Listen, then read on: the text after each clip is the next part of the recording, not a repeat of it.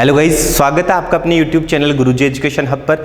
मैं अंकित शर्मा आपके लिए लेकर के आया हूँ ह्यूमन डिजीज़ का पार्ट 4। पिछले वीडियो में हमने मानव रोगों के बारे में सामान्य जानकारी के बारे में पढ़ा, विषाणु जनित रोगों के बारे में पढ़ा, जीवाणु जनित रोगों के बारे में पढ़ा। विषाणु जनित जो रोग थे उसके बारे में हम चर्चा कर रहे थे, कुछ रोगों के बारे में अपन ने देख लिया था। उसी कड़ी में आगे बढ़ते हुए अपन बात करते हैं। इन रोगों को याद करने के लिए हमने एक छोटी सी ट्रिक यूज करी थी जिसका नाम है रेखा हमें हिट करके पोइचे छोड़ गई। इन रोगों को याद रखने के लिए अपन कैसे याद रखेंगे, देखिए गाइज। रे से क्या बना था हमारा रेबीज, ख से क्या बना था खसरा, है से क्या बना था हर्पिज, में से मेनिंजाइटिस, ही से हिपेटाइटिस, ट से ट्रैकोमा, पो से पोलियो, ए से एड्स, चे से चेचक, छो से छोटी माता, ड से डेंगू, ग से गलसोंद और ई से इन्फ्लुएंजा। ये सारे के सारे रोग किसके द्वारा होते हैं? विषाणु के द्वारा। इन रोगों में से हमने यहाँ पर एड्स तक जो है पिछली वीडियो में बात कर ली थी। उसी कड़ी में अपन आगे बात करते हैं और शुरू करते हैं इसके बारे में। देखिए गाइस, नेक्स्ट डिजीज में यहाँ से लेकर के चलता हूँ। चे से अपना क्या बन रहा है यहाँ पर? चेचक। देखो गाइस, अगला रोग है हमारा चेचक। तो समझते हैं इसके बारे में क्या होता है चेचक, किसके द्वारा होता है। देखो, चेचक को अपन बड़ी माता भी बोल सकते हैं। क्या बोलते हैं गाइस? चेचक को बड़ी माता।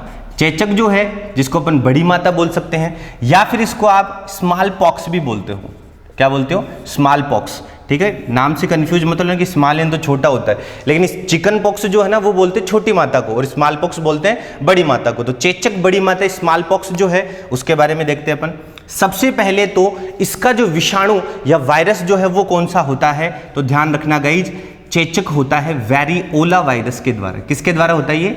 चेचक वेरिओला वायरस के द्वारा है वो चेचक रोग होता है। यह हमारे शरीर को इफेक्ट कर देता है। हम बोल सकते हैं कि हमारे संपूर्ण शरीर को यह प्रभावित करता है और हमारे शरीर के अंदर क्या होने लगते हैं इस रोग में? शरीर पर लाल रंग के दाने पड़ जाते हैं। क्या होता है गाइज?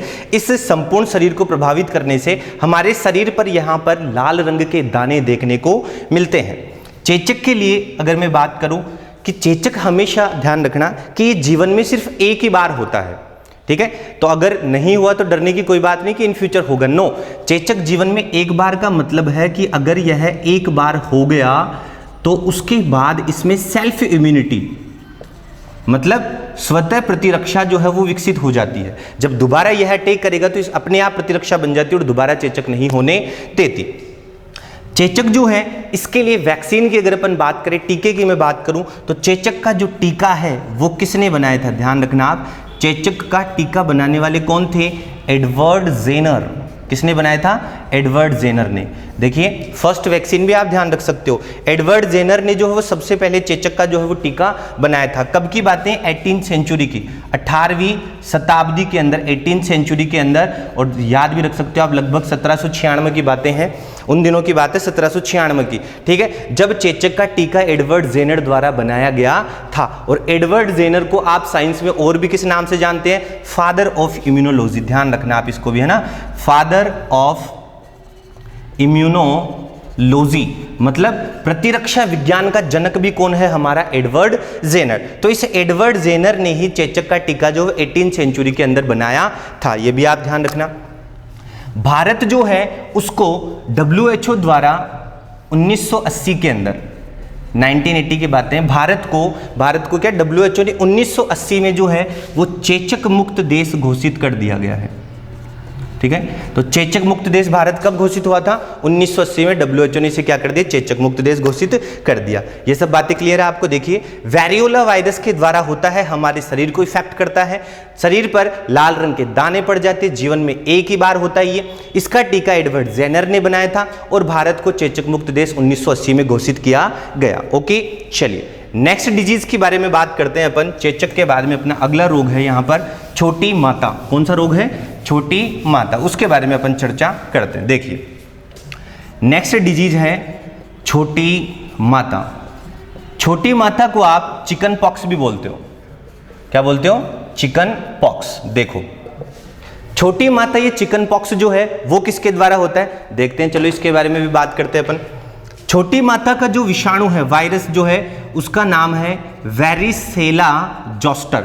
अभी आपने क्या पढ़ा, चेचक का वायरस कौन सा है, वेरिओला, यहां पर नाम क्या आ गया, वेरिसेला। तो वेरिसेला जो जोस्टर वायरस है उसके द्वारा कौन सा रोग होता है गाइज, छोटी माता रोग होता है। इस छोटी माता में भी हमारा संपूर्ण शरीर ही प्रभावित होता है, हमारी त्वचा इफेक्ट होती है, हमारा शरीर इफेक्ट होता है इससे वेरिसेला जोस्टर वायरस के द्वारा। इस रोग के अंदर क्या देखने को मिलता है, जैसे चेचक में आपने देखा शरीर पर लाल रंग के दाने पड़ रहे थे, यहां पर भी हमारे फफोले समान संरचना पड़ जाती है। क्या हमारे शरीर पर फफोले जैसी संरचना जो है वो देखने को मिलती है, जिनसे पानी भी निकलने लगता है। क्या निकलने लगता है, फफोले जो है वो पड़ जाते हैं शरीर पर, उन फफोले से जो है वो पानी निकलने लगता है, जिसको अपन मारवाड़ी में इस छोटी माता को अपन अचपड़ा के नाम से भी जानते हैं। ठीक है, वो अचपड़ा जो है वो छोटी माता रोगी है। वेरिसेला जोस्टर वायरस के द्वारा हो रहा है, संपूर्ण शरीर को प्रभावित कर रहा है और फफोले जैसी संरचना यहाँ पर देखने को मिल रही है। इस छोटी माता का जो पेशेंट होता है उसको आप हमेशा स्वच्छ वातावरण में रखना चाहिए। इसको आप छोटी माता जो है उसके रोगी को स्वच्छ वातावरण में रखना चाहिए। और ये एक संक्रामक रोग है, संक्रामक रोगों के कारण कि दूसरे व्यक्ति को यह रोग नहीं हो तो उससे दूरी बना करके यहाँ पर रखनी चाहिए। इसमें छोटी माता में फफोलों के साथ में ही कुछ लक्षण और देखने को मिलते हैं, रोगी व्यक्ति को बुखार हो जाती है, सिर दर्द होने लगता है। तो ये सब बातें किस में देखने को मिलती है, हमारी छोटी माता रोग के अंदर। ओके गाइज, चलिए अगला रोग अपन पढ़ते हैं।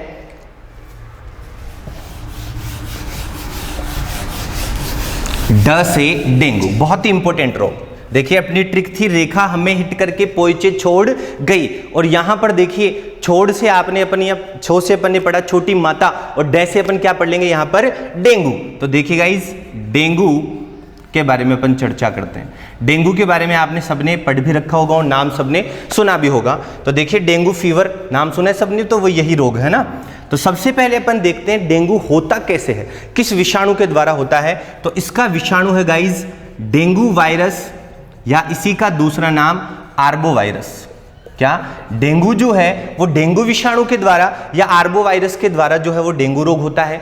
इस डेंगू को फैलाने के लिए यहां पर वाहक के रूप में जो काम करती है वह हमारी मादा मच्छर, और उस मादा मच्छर का नाम क्या है गाइज, एडिस इजिप्टाई। कौन सी मच्छर है यहां पर, एडिस इजिप्टाई।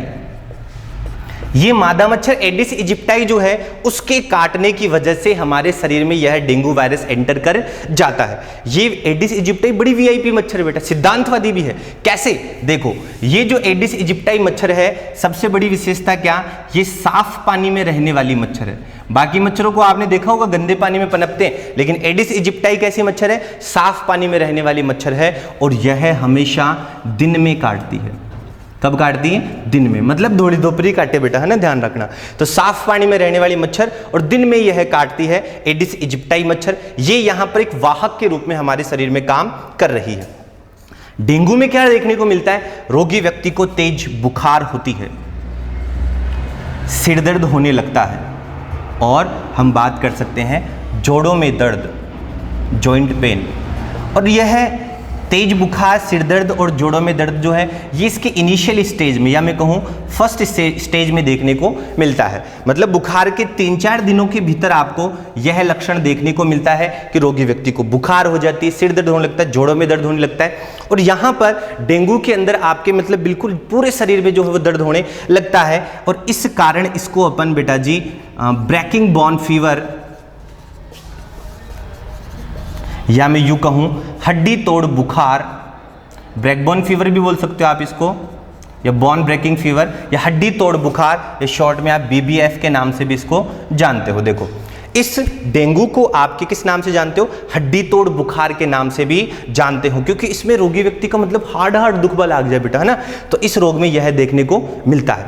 अब ये तो इनिशियल स्टेज में आपने देखा कि रोगी व्यक्ति को बुखार है, सिर दर्द, जोड़ों में दर्द, लेकिन इसी के साथ में अगर हम बात करें कुछ 3-4 दिनों के बाद में आपको क्या देखने को मिलेगा, ये इसके और स्टेज अपन बात करते हैं। रोगी व्यक्ति के शरीर में प्लेटलेट्स, या मैं कहूं बिंबाणु, या पट्टिकाणु भी आप बोल सकते हो, या फिर इनका साइंटिफिक नेम आपको पता होना चाहिए, थ्रोम्बोसाइट।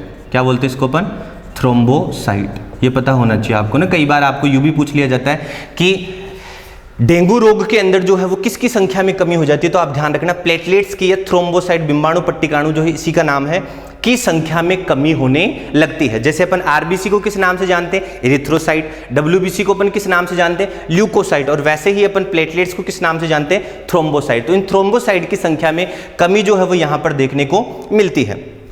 ठीक है, फिर अपन बात करें इस डेंगू रोग के अंदर जो है अपन टेस्ट के लिए अपन बात करें, जांच जो है वो कौन सी करवा सकते हैं, तो यहां पर नॉर्मली अपन इसके लिए सीबीसी भी काम में ले सकते हैं। सीबीसी मतलब कंप्लीट ब्लड काउंटिंग जो है इसके लिए अपन काम ले सकते हैं। सीबीसी का मतलब क्या है, कंप्लीट ब्लड काउंटिंग, इसके लिए आप करवा सकते हो सीबीसी नॉर्मली, या फिर आप टॉनिक-वेट टेस्ट भी इसके लिए करवा सकते हो। ठीक है, टेस्ट जो है वो जांच कौन सा करवा सकते हैं अपन डेंगू के अंदर, नॉर्मली सीबीसी जिसको अपन कंप्लीट ब्लड काउंटिंग कह सकते हैं, या टॉनिक-वेट टेस्ट जो है जो एंटीजन एंटीबॉडी के लिए यूज किया जाता है, वह भी टेस्ट अपन इस डेंगू रोग के अंदर काम में ले सकते हैं। ओके, डेंगू के लिए अगर अपन बात करें कि बकरी का दूध बहुत ही ज्यादा फायदेमंद होता है, बकरी के दूध में जो है वो इम्यूनिटी पावर ज्यादा होता है, इसलिए डेंगू के रोगी को बकरी का दूध भी पिलाया जा सकता है यहां पर। ठीक है, तो ये सब बातें आप ध्यान रखना क्या कि डेंगू जो है वो डेंगू वायरस के द्वारा होता है, जिसको अपन आर्बो वायरस कह सकते हैं। वाहक के रूप में यहाँ पर मादा मच्छर है जिसको अपन एडिस इजिप्टाई कहेंगे।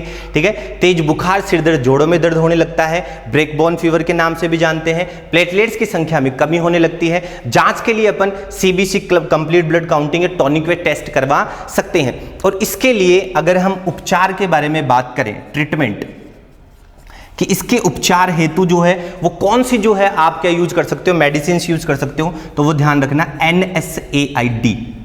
इसके उपचार के लिए आप NSAID जो है वो औषधि का यूज कर सकते हो। NSAID का मतलब क्या है guys, non steroid anti inflammatory drugs. Dengue के लिए मेडिसिन के रूप में क्या यूज कर सकते हो आप, NSAID, जिसका मतलब है non steroid anti inflammatory drugs जो है उस औषधियों का उपचार आप डेंगू रोग में कर सकते हो। Is that clear? चलिए गाइस, अब अपन बात करते हैं नेक्स्ट डेंगू के बाद में अपना अगला रोग है। अपनी ट्रिक से अपन देखते हैं, रेखा हमें हिट करके पहुंचे छोड़ गई, तो छोड़ तक तो अपन ने कंप्लीट कर ही लिया। अब अपन बात करते हैं गई, गई से गै से क्या बन जाएगा अपना रोग अगला, गलसौंध। क्या बन जाएगा गाइज, गलसौंध, जिसको अपन और किस नाम से जानते हैं, मम्प्स नाम से भी जानते हैं, या जिसको आप गलसुआ भी बोल सकते हो, है ना, या फिर आप इसको कनफोड़ा भी बोलते हो। ठीक है, या अपन मारवाड़ी में इसको गलसोड़ा भी बोलते हैं ना, तो बस वो एक ही रोग है ना, देख लेना। गलसौंध, मम्प्स या गलसुआ, कनफोड़ा किसके द्वारा होता है, क्या इसमें देखने को मिलता है, देखो जरा। सबसे पहले इसके वायरस की अगर अपन बात करें तो यह होता है गाइज मिक्सो वायरस के द्वारा। किसके द्वारा होता है ये, मिक्सो वायरस के द्वारा हमारे शरीर में कौन सा रोग हो जाता है, गलसौंध रोग। और इस गलसौंध रोग में क्या होता है, हमारे गले, गल मतलब गला ही तो हो गया, तो गले की जो पैरोटिड ग्रंथि है हमारी, देखो गले की जो पैरोटिड ग्रंथि हमारी कान के जस्ट नीचे, यहां पर ये जो है पैरोटिड ग्रंथि पाई जाती है। इस पैरोटिड ग्रंथि के अंदर यहां पर सूजन आ जाती है। रोगी व्यक्ति में क्या होता है कि गले की पैरोटिड ग्रंथि में सूजन आने लगती है, जिसके कारण उसे खाने पीने में बड़ी समस्या होने लगती है, मतलब खाया पिया ही नहीं जाता बिल्कुल भी, है ना। तो पैरोटिड ग्रंथि में क्या आ जाती है, यहाँ पर सूजन आ जाती है इस रोग के अंदर।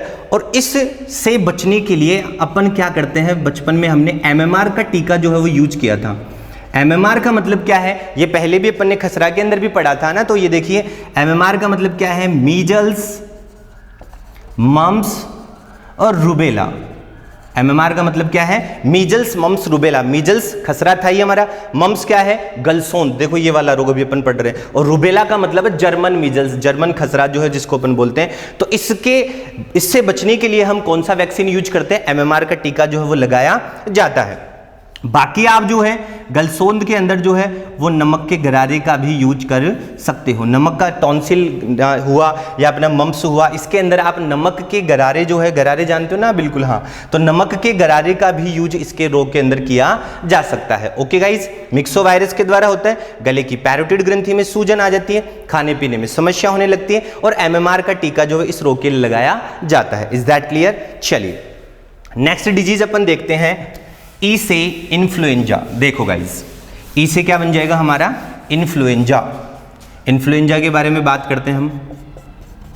इन्फ्लुएंजा, देखो गाइस, कौन सा रोग है? इन्फ्लुएंजा। इन्फ्लुएंजा जो है, इसका वायरस की अगर अपन बात करें तो इसका वायरस है ऑर्थोमिक्सोवायरस। अभी आपने पढ़ा मिक्सोवायरस और इसका नाम है ऑर्थोमिक्सोवायरस इन्फ्लुएंजाई। देखो कितना प्यारा नाम है, एक बार में याद हो जाएगा ना। ऑर्थोमिक्सोवायरस इन्फ्लुएंजाई जो है उसके द्वारा कौन सा रोग होता है? हमारे इन्फ्लुएंजा रोग होता है। यह किसको इफेक्ट करता है? हमारे श्वसन तंत्र को। रेस्पिरेटरी जो सिस्टम है हमारा, जो श्वसन तंत्र है, उसको यह प्रभावित करने वाला रोग कौन सा है? हमारा इन्फ्लुएंजा। इन्फ्लुएंजा रोग के अंदर जो है वो श्वास से संबंधित समस्याएं देखने को मिलता है। रोगी व्यक्ति सांस सही से नहीं ले पाता है। इस इन्फ्लुएंजा जो है उसके कई टाइप्स भी हैं, अब उसके बारे में भी अपन चर्चा करेंगे। इन्फ्लुएंजा रोग से बचने के लिए, इन्फ्लुएंजा रोग के ट्रीटमेंट के लिए अगर मैं बात करूं तो आप केएमएनओ4 या जिसको अपन पोटेशियम परमैंगनेट या फिर आप लाल दवा के नाम से भी जानते हो ना, तो इस पोटेशियम परमैंगनेट KMNO4 या लाल दवा जो है उसका गरारा जो है वो किस रोग के अंदर किया जाता है? इन्फ्लुएंजा रोग के अंदर। ऑर्थोमिक्सोवायरस इन्फ्लुएंजाई के द्वारा होता है, श्वसन तंत्र को इफेक्ट करता है और इस रोग में KMNO4 या पोटेशियम परमैंगनेट या लाल दवा जो है उसका गरारा किया जाता है। Is that clear? ये अभी तक अपन ने पढ़े जो ट्रिक वाले जो रोग थे, रेखा हमें हिट करके पहुंचे छोड़ गई। अब हम विषाणु के जो द्वारा और होने वाले रोग हैं उनके बारे में अपन चर्चा करते हैं। देखिए गाइस, अब अपन कुछ और जो है रोग पढ़ते हैं जो वर्तमान में आपको नॉलेज भी होना चाहिए उनका जो है। या फिर मैं और बात करूं कि वर्तमान में जैसे कोरोना वायरस है, कोरोना वायरस के बारे में तो अपन ने एक अलग से भी क्लास, फर्स्ट क्लास जो है वो कंडक्ट करी थी। आपने अगर नहीं देखी तो वो डिस्क्रिप्शन में लिंक जो है वो डाला हुआ, आप जो है वो क्लास वहां से देख सकते हो। बाकी उसके अलावा और भी जैसे अपन बात करें कि निपा था, ठीक है, अभी इबोला जो है वो भी काफ़ी फैला था, जो है जीका वायरस था, तो इनके बारे में भी अपन चर्चा करते हैं। जुकाम हो गया हमारा, स्वाइन फ्लू है, बर्ड फ्लू है, तो उन सब रोगों के बारे में अपन यहाँ से चर्चा करते हैं। देखो गाइस, अन्य विषाणु जनित रोग, तो सबसे पहले मैं लेता हूं यहां से सामान्य जुकाम। सामान्य जुकाम, ठीक है, ठीक है, कॉमन कोल्ड, इसको आप क्या बोल सकते हो? Common cold. देखो जुकाम जो है इसके बारे में आप सब जानते हो। सबसे पहले मैं बात करूं, इसका जो विषाणु है वो कौन सा है? यहां पर राइनो वायरस। कौन सा गाइज? राइनो। देखिए राइनो वर्ड जो है ना वो यूज नाक के लिए किया जाता है। जैसे मैं बात करूं जुकाम जो होती है वो भी तो बेसिकली नाक में ज्यादा इफेक्टिव होती है ना, हाँ, तो उसके लिए अपन वर्ड क्या यूज कर रहे हैं यहां पर? राइनो। जैसे मैं बात करूं कि नाक का जो डॉक्टर होता है उसको अपन बोलते हैं क्या? राइनोलॉजिस्ट, ठीक है। नाक की स्टडी को अपन बोलते हैं राइनोलॉजी, ठीक है। नाक की अगर सर्जरी वगैरह अपने को कुछ करवानी हो तो उसको अपन बोलते हैं राइनोप्लास्टी, है ना। तो राइनो वर्ड नाक के लिए यूज किया जाता है। तो इसका जो वायरस है वो भी कौन सा हो गया? हमारा राइनो वायरस। जुकाम जो है बेसिकली किसको इफेक्ट करती है? हमारे नाक को, गले को इफेक्ट करती है। नाक से पानी वगैरह आना इस रोग के अंदर देखने को मिलता है। और बात करते हैं अपन जुकाम के बाद में, यहां पर एक रोग लेकर के मैं चलता हूं जो इन्फ्लुएंजा का ही एक प्रकार है और इसका नाम है स्वाइन फ्लू। क्या नाम है गाइस? Swine flu. नाम सबने आपने सुना होगा। स्वाइन का मतलब है सुअर, ठीक है, पिग, और इसी वजह से सुअर या पिग की वजह से यह फैला था, जिस कारण से स्वाइन फ्लू को अपन पिग फ्लू के नाम से भी जानते हैं। किसके नाम से जानते हैं? पिग फ्लू के नाम से भी इसको अपन जानते हैं। स्वाइन फ्लू का वायरस जो है वो एग्जाम में पूछा जाता है और आपको पता भी होना चाहिए। इसका जो वायरस है उसका नाम क्या है गाइस? H1N1 virus. क्या नाम है इसका? H1N1 वायरस जो है वो उसके द्वारा कौन सा रोग होता है? ये स्वाइन फ्लू रोग होता है। H1N1 का मतलब क्या है? देखिए H का मतलब है हेमाग्लूटिनिन। H का मतलब क्या है? हेमाग्लूटिनिन। और N का मतलब क्या है? न्यूराएमिनिडेज, ठीक है। तो देखिए हीमाग्लूटिनिन जो है, न्यूराएमिनिडेज जो है, उनका ही टाइप होता है H1। जैसे मैं बात करूं कि इसमें हीमाग्लूटिनिन जो है वो किस टाइप का है? Type first. देखो H1 है ना यहां पर, तो टाइप फर्स्ट हो गया। और ये न्यूराएमिनिडेज ये भी कौन सा है? टाइप इसका भी फर्स्ट है। तो H1 इसकी फुल फॉर्म देखो, H का मतलब है हेमाग्लूटिनिन, N का मतलब न्यूरामिनिडेज है ना। तो इस टाइप का जो है ये क्या होता है, वायरस होता है H1N1 वायरस, जिसको अपन बोल सकते हैं ये सुअर की वजह से फैला था, इसलिए इसको अपन पिग फ्लू भी बोल सकते हैं। स्वाइन फ्लू जो है ये हमारे श्वसन तंत्र को इफेक्ट करता है, हमारे रेस्पिरेटरी जो सिस्टम है, श्वसन तंत्र को जो वो इफेक्ट करता है। देखिए ज़्यादातर जो विषाणु होते हैं ना, ये जैसे बेसिकली जो अभी अपन कोरोना वगैरह, ये भी देखो हमारे श्वसन तंत्र को इफेक्ट कर रहा है, और विषाणु के द्वारा मोस्टली जो है ना वो श्वसन तंत्र को ज़्यादा इफेक्टिव करने वाली यहाँ पर चीज़ देखने को मिल रही है। तो श्वसन तंत्र को प्रभावित करता है कौन सा रोग, स्वाइन फ्लू, जो कि H1N1 वायरस के द्वारा होता है। ठीक है, चलो बेसिकली इसमें अपन और देखते हैं। स्वाइन फ्लू के बाद में अगला रोग में लेकर के चलता हूं यहां से बर्ड फ्लू। अगला रोग कौन सा हमारा, बर्ड फ्लू। ठीक है, बर्ड फ्लू। देखो बर्ड फ्लू जो है ये गाइज, इसको अपन बात करें कि बर्ड्स को अपन जो है वो साइंस की लैंग्वेज में जो है वो क्या बोल सकते हैं, साइंस की भाषा में इसको अपन एवीज भी बोल सकते हैं, और इसी वजह से इसको अपन एवियन फ्लू के नाम से भी जानते हैं। किस नाम से जानते हैं, एवियन फ्लू। बर्ड फ्लू जो है इसका वायरस की अपन बात करें तो ये होता है H5N1 वायरस। वहां से देख सकते हो आप कि इसमें हेमाग्लूटिनिन तो जो है टाइप 5 मतलब 5वें प्रकार का जो है, और N1 का मतलब न्यूरामिनिडेज जो है वो टाइप 1 है। तो H5N1 वायरस के द्वारा जो है वो एवियन फ्लू होता है। यह मुर्गियों से फैला था और ये भी श्वसन तंत्र को प्रभावित करने वाला रोग है। किसको प्रभावित करता है, ये भी श्वसन तंत्र को, और स्वाइन फ्लू भी किसको इफेक्टिव करता है, श्वसन तंत्र को। ठीक है गाइज, चलिए आगे देखते हैं अपन। सामान्य जुकाम, स्वाइन फ्लू और बर्ड फ्लू के बाद में अपन लेकर के चल रहे हैं यहां पर चिकनगुनिया। अगला रोग कौन सा हमारा, चिकनगुनिया। चिकनगुनिया के बारे में सुना होगा आपने, चिकनगुनिया बुखार। चलो डेंगू के बारे में आपने पढ़ ही लिया। डेंगू जैसी एक बुखार हमारी और होती है जिसका नाम है चिकनगुनिया। देखो इसके बारे में, ठीक है। तो ये एक आपको वैसे बेसिकली इन चीजों के बारे में नॉलेज होना भी चाहिए थोड़ा सा ना। तो देखिए चिकनगुनिया जो है इसके वायरस की अपन बात करें तो चिकनगुनिया का वायरस है, इसको आप चिकनगुनिया वायरस भी बोल सकते हो, या टोगा वायरस बोल सकते हो, या फिर इसको आप अल्फा वायरस भी बोल सकते हो। एक ही बात है ना, चिकनगुनिया वायरस हुआ, टोगा वायरस हुआ, अल्फा वायरस जो है उसके द्वारा कौन सा रोग होता है, हमारे चिकनगुनिया रोग हो जाता है। चिकनगुनिया एक प्रकार की बुखार है, रोगी व्यक्ति को तेज बुखार होने लगती है और साथ में जॉइंट पेन या मैं यूं कहूं जोड़ों में दर्द होने लगता है। किसके अंदर क्या होता है, रोगी व्यक्ति को तेज बुखार होती है, जोड़ों में दर्द होने लगता है, जॉइंट पेन होने लगता है। और इस रोग को फैलाने के लिए यहां पर वाहक के रूप में फिर से एक मच्छर, काटने वाली मच्छर कौन सी, मादा मच्छर। पहले कौन सी आई थी, एडिस इजिप्टाई, और यहां पर देखना मच्छर का नाम है टाइगर मॉस्किटो। देखिए मच्छर जो है उसका नाम भी देखो टाइगर, टाइगर से आप टाइगर वो वाला समझ लो, मच्छर का टाइप है ये, है ना, नाम है इसका टाइगर मॉस्किटो। उसके द्वारा जो है वो क्या होता है, चिकनगुनिया रोग होता है। ये टाइगर मॉस्किटो जैसे ही हमें काटेगी रोगी व्यक्ति को तेज बुखार होने लगेगा, जॉइंट पेन होने लगेगा, चिकनगुनिया वायरस उसके अंदर एंटर कर जाएगा। Is that clear. चलिए फिर अपन बात करते हैं यहां पर नेक्स्ट डिजीज के बारे में। चिकनगुनिया के बाद में नाम भी सुना होगा आपने, निपाह का नाम सुना होगा आपने। चलिए नहीं सुना तो मैं सुना देता हूं। निपाह जो है ये निपाह वायरस के द्वारा होती है। किसके द्वारा होती है, निपाह वायरस, जिसको अपन शॉर्ट में NIV के नाम से भी जानते हैं। निपाह जो है ये बातें हैं केरल के अंदर फैली थी ना निपाह। ध्यान होना चाहिए आपको कि केरल के अंदर जो है वो 2018 के अंदर जो है वो निपाह फैला था। केरल में 2018 में निपाह फैला था और मतलब काफी इससे लोग इफेक्टिव हुए थे।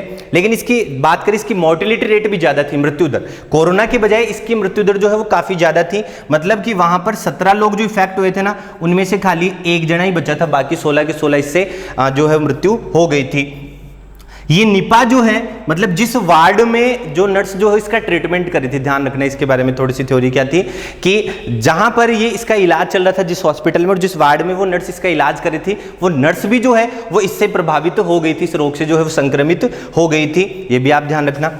ये कैसे फैलता है, इसको फैलाने के लिए जो है यहां पर मैंने स्टार्ट में आपको कुछ चीजें बताई थी। एक बताया था आशय रिजर्वो, ठीक है, जिसका मतलब क्या होता है, जो खुद इफेक्टिव नहीं होता है लेकिन मनुष्य को इफेक्टिव कर देता है। वाहक तो क्या होता है, पहले खुद प्रभावित होता है। तो यहां पर इसके लिए आशय के रूप में अपन बात करें तो यहां पर थी हमारी फल चमगादड़। कौन थी गाइज, फल चमगादड़, जिसको अपन फ्रूट बेट के नाम से भी जानते हैं। ये फ्रूट बेट फल चमगादड़ जो है वो फ्रूट्स को संक्रमित कर रही थी और उन फ्रूट्स के सेवन की वजह से अगर मनुष्य ने उनका सेवन किया तो वह भी उससे प्रभावित हो गए थे। और यह निपा जो है ये भी हमारे श्वसन तंत्र को प्रभावित कर रहा था। किसको इफेक्टिव कर रहा था? ये भी श्वसन तंत्र को प्रभावित करता है। निपा वायरस के द्वारा होता है। केरल में 2018 में फैला था। मोर्टेलिटी रेट काफी ज्यादा थी। 17 में से आप देख सकते हो एक जना बचा था, 16 जने मर गए थे ना। यहां पर फैलाने के लिए फ्रूट बेट जो है फल चमगादड़ जो है आशय के रूप में काम कर रही है। श्वसन तंत्र को प्रभावित करने वाला यह रोग होता है। Is that clear? चलो उसके बाद में हम बात करते हैं निपा के बाद में चमकी बुखार के बारे में। अगला रोग कौन सा हमारा? चमकी बुखार। ये भी आपने सुना होगा, अभी लेटेस्ट ये भी 2019 की बातें हैं, 2019 में, है ना। तो चलो इसके बारे में भी अपन देख सकते हैं। इसको आप चमकी बुखार को एक्यूट इंसेफेलाइटिस सिंड्रोम के नाम से भी जानते हो। क्या बोलते हो? एक्यूट इंसेफेलाइटिस सिंड्रोम जो है उसके नाम से भी अपन जानते हो चमकी बुखार को। जो है चमकी बुखार जो है एक तरह से करंट अफेयर की ये चीजें भी आप देख सकते हो ना। अभी काफी टाइम, ज्यादा टाइम नहीं हुआ इसको, कि 2019 के अंदर जो है हम बात करें, 2019 के अंदर यूपी बिहार के अंदर यह रोग फैला था। कब फैला था? यूपी बिहार के अंदर जो है यह रोग देखने को मिला था, चमकी बुखार। इससे जो है वो ज्यादातर बच्चे इफेक्टिव थे, बच्चों को यह ज्यादा प्रभावित कर रहा था। बच्चों के अंदर मस्तिष्क को प्रभावित कर रहा था। ये मस्तिष्क में क्या देखने को मिल रहा था? इसमें मस्तिष्क में इरिटेशन और स्वेलिंग। मस्तिष्क में क्या देखने को मिल रहा था? इरिटेशन हो रही थी, स्वेलिंग, सूजन देखने को यहां पर मिल रही थी। किसमें? चमकी बुखार के अंदर। कोई छोटी छोटी बात पर जो है वो बच्चे क्या होते हैं, जैसे अपने चिमकना, देखो बिल्कुल चमकी बुखार का मतलब चिमकना। छोटी छोटी बात पर जो इरिटेट होते हैं, स्वेलिंग उनके मस्तिष्क में आ जाती है, सूजन आ जाती है, जिसके कारण छोटी छोटी बात पर चिमकने लगते हैं। 2019 में यूपी बिहार के अंदर यह रोग फैला था, बच्चों को इफेक्ट कर रहा था। ठीक है, तो ये मस्तिष्क को प्रभावित करने वाला रोग कौन सा है? चमकी बुखार। ये भी आप ध्यान रखना। उसके बाद में हम बात करते हैं, ये चमकी बुखार जो है ना किसके कारण फैला था, ये भी आप ध्यान रखना। संदूषित फ्रूट्स, मतलब कि दूषित जो फ्रूट्स थे, या मैं बात करूं कि कच्चे फलों और दूषित फलों के सेवन के कारण जो है, खासकर मतलब चमकी बुखार में क्या देखने को, जिन्होंने ज्यादा लीची का सेवन किया था। ठीक है, लीची जो है वो जिन्होंने ज्यादा सेवन की, उस लीची के ज्यादा सेवन करने के कारण, और लीची जो है वैसे नहीं, दूषित संदूषित फ्रूट्स, और संदूषित फ्रूट्स में भी सबसे ज्यादा लीची के सेवन के कारण यह रोग देखने को मिला। चलिए गाइज, अगला रोग अपन यहां पर देख सकते हैं, येलो फीवर। अगला रोग कौन सा है मेरा? येलो फीवर, जिसको अपन पित्त ज्वर के नाम से भी जानते हैं। ये येलो फीवर जो है ये किस वायरस के द्वारा होता है? फ्लैवी वायरस के द्वारा। किसके द्वारा होता है? ये फ्लैवी वायरस के द्वारा। ये येलो फीवर जो है फ्लैवी वायरस के द्वारा होता है। हमारे लीवर को और स्प्लीन को, जिसको अपन तिल्ली भी बोल सकते हैं, यकृत और स्प्लीन मतलब तिल्ली, ठीक है, प्लीहा भी बोल सकते हो आप। यकृत और प्लीहा को जो है वो इफेक्टिव करने वाला यह रोग येलो फीवर है, फ्लैवी वायरस के द्वारा होता है। इसमें क्या होता है? पित्त वर्णक की मात्रा बढ़ जाती है, जैसे पीलिया ना, सेम एज इट इज वैसे ही ये भी पित्त वर्णक की मात्रा बढ़ जाती है, जिसके कारण रोगी व्यक्ति का शरीर पीला पड़ जाता है। इसी वजह से इसको अपन क्या नाम दिया है? पित्त ज्वर के नाम से जानते हैं। रोगी व्यक्ति को तेज बुखार होने लग जाता है, उसका शरीर पीला पड़ जाता है। ये भी जो है गाइज, इसका जो अपन बात करें कि किस मच्छर के काटने से, तो इसका भी ध्यान रखना आप। टाइगर मॉस्किटो, या फिर आप बोल सकते हो एडिस एल्बोपिक्टस। एडिस एल्बोपिक्टस मच्छर या टाइगर मॉस्किटो के काटने की वजह से यह रोग फैल रहा था। ओके गाइज, चलो फिर अपन और चर्चा करते हैं कुछ रोगों के बारे में। अगला रोग है हमारा इबोला।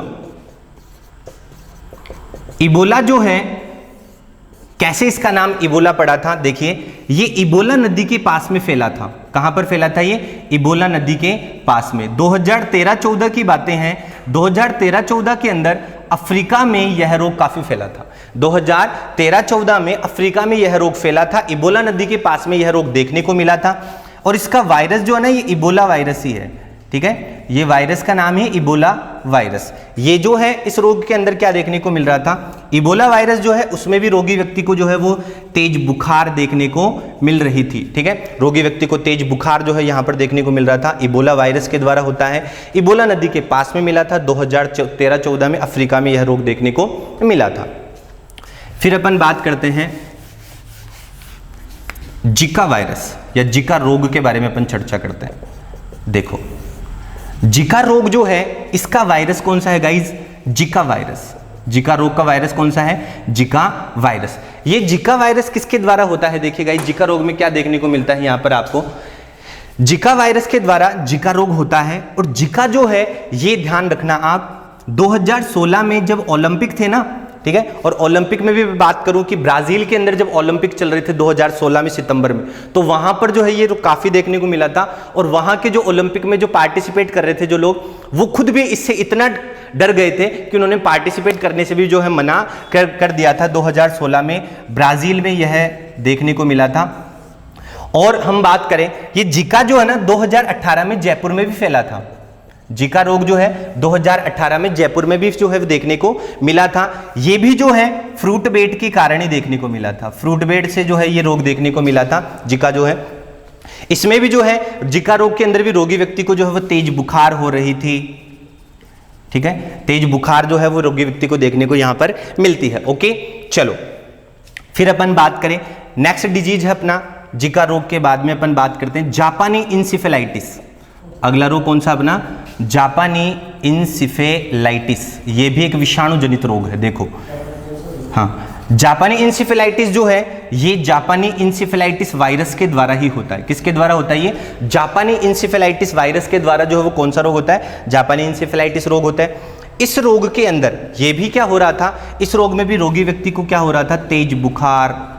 और ये जो है ना धान के खेतों में, या मैं यूं कहूं कि जो कृषि जो जनित एरिया था यहां पर देखने को मिल रहा था। और ये जो है यूपी बिहार, यूपी में भी गोरखपुर के अंदर ज्यादा देखने को मिला था ये, और बिहार में भी यह देखने को मिला था। यूपी बिहार के अंदर यह काफी फैला था। जापानी इंसेफेलाइटिस वायरस के द्वारा होता है। तेज बुखार होने लगती है रोगी व्यक्ति को, जो वो धान उसके अंदर जो है धान के खेतों में यह रोग ज्यादा पाया जाता है। ग्रामीण क्षेत्रों के अंदर यह रोग ज्यादा देखने को मिला था।